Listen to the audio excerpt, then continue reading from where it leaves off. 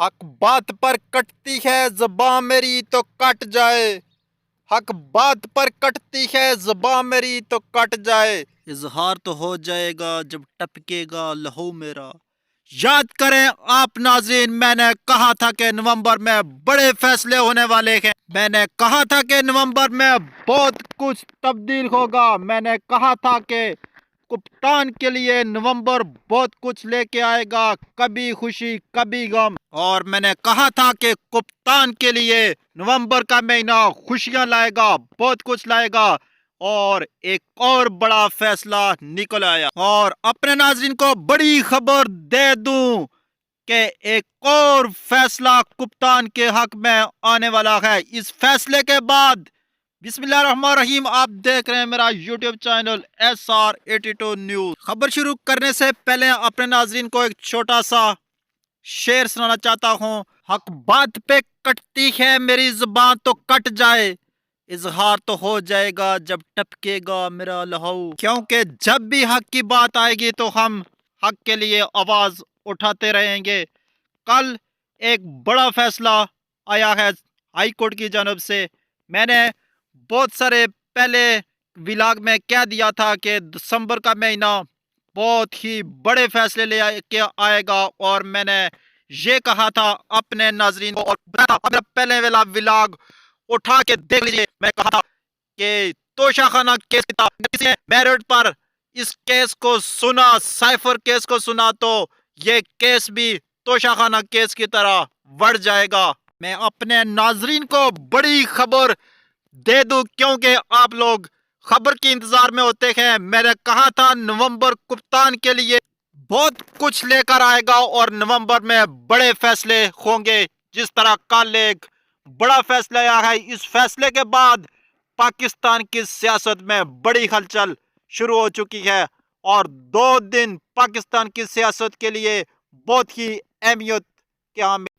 بڑی خبر یہ ہے ناظرین کہ کپتان کے حق میں ایک اور بڑا فیصلہ آنے کو ہے۔ ہاں، بڑی خبر ناظرین کے لیے کہ کپتان کے حق میں ایک اور بڑا فیصلہ آنے والا ہے، اور اس بڑے فیصلے کے بعد ناظرین پاکستان کی بڑی بڑی سیاسی جماعتیں الیکشن سے بھاگتی ہوئی آپ لوگوں کو نظر آئیں گی۔ کیا کوئی کہہ رہا تھا کہ یہ جیل ٹرائل ختم ہوں گے؟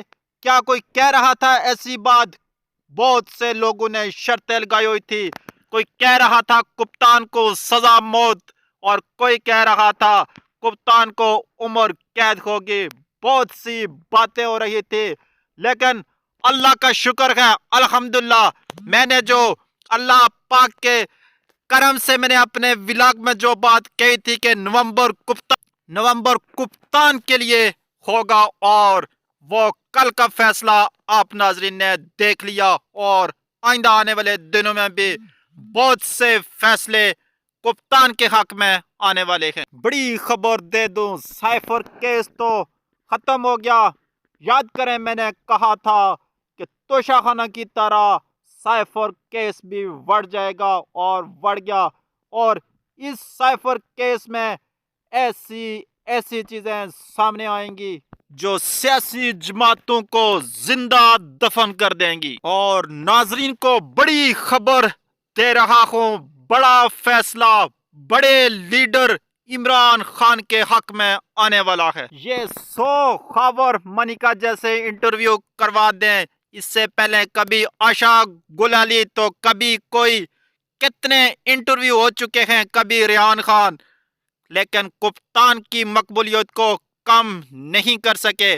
اور میں نے ایک آج ٹی وی پہ میاں صاحب کا بیان سنا، جس میں وہ کہہ رہے ہیں کہ اس خاور منیکا کے بیان کے بعد ریاست مدینہ کا نام نہیں لینا چاہیے عمران خان کو، تو شرم آنی چاہیے میاں صاحب آپ کو۔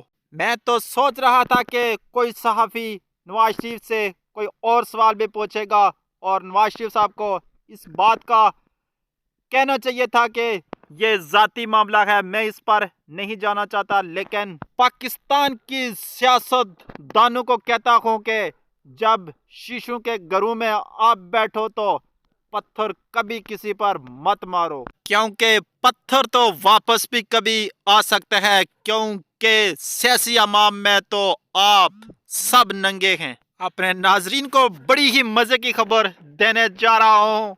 इस प्रोग्राम के बाद, इस इंटरव्यू के बाद एक सर्वे करवाया जाता है कि शायद इस इंटरव्यू के बाद कप्तान की मकबूलियत को तो हमने बिल्कुल जीरो कर दिया और कप्तान की मकबूलियत को कम करके शोहरत को बिल्कुल खत्म कर, और सोचा कि अब इस इंटरव्यू के बाद कप्तान से नफरत करना शुरू हो गए लोग। और ये सर्वे करवाया जाता है सिर्फ ख्वातीन में। और अपने नाजरीन को बड़ी खबर दे रहे जा रहा हूँ कि इस सर्वे में, ख्वातीन के सर्वे में, कप्तान की मकबूलियत 30% बढ़ जाती है पहले से ज्यादा, और सर पर हाथ रख कर बैठ जाते हैं जो 13 सियासी जमातें वजीर आजम बनने का ख्वाब देख रही थी। और दूसरी तरफ मौलाना और नवाज शरीफ साहब का हितात हो गया है। इस हितात में कौन जीतता है? और नाजरीन को खबर दूं कि इस हितात के बाद कई हितादी, कई साथी छोड़कर जाएंगे। और राना सनाउल्लाह ने तो पेशन गोई कर दी है कि 10 दिन बाद हम वजीर आजम देखना शुरू हो जाएंगे मियां मोहम्मद नवाज शरीफ को। लेकिन मैं अपने नाजरीन को खबर दे दूं कि मियां मोहम्मद नवाज शरीफ इक़्तिदार या वजीर आजम की कुर्सी से बहुत दूर दूर से जो है वो बाहर हो चुके हैं। वजीर आजम के दौड़ से मियां साहब मुकम्मल तौर पर बाहर हो चुके हैं।